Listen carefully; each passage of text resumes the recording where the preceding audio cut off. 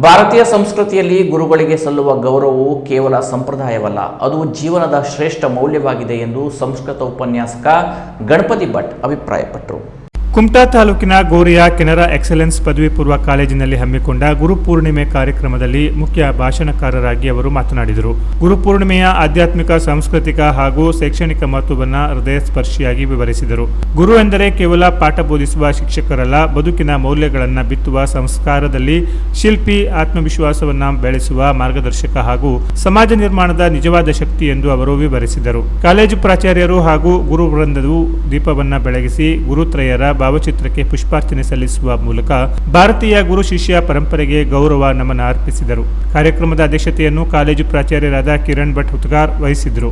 ಈ ಸಂದರ್ಭದಲ್ಲಿ ವಿದ್ಯಾರ್ಥಿಗಳಾದ ಆಶಿತ್ ಜಿ, ವಿನಾಯಕ್ ಭಟ್ ಹಾಗೂ ಭುವನಾ ಹೆಗಡೆ ಅವರು ಗುರುಪೂರ್ಣಿಮೆಯ ಮಹತ್ವವನ್ನು ಸಾರಿದರು. ವೇದಿಕೆಯಲ್ಲಿ ಕಾಲೇಜಿನ ಸಮಸ್ತ ಗುರು ವೃಂದದವರು ಹಾಗೂ ಆಡಳಿತ ಅಧಿಕಾರಿಗಳಾದ ಶಶಾಂಕ ಶಾಸ್ತ್ರಿ ಉಪಸ್ಥಿತರಿದ್ದರು.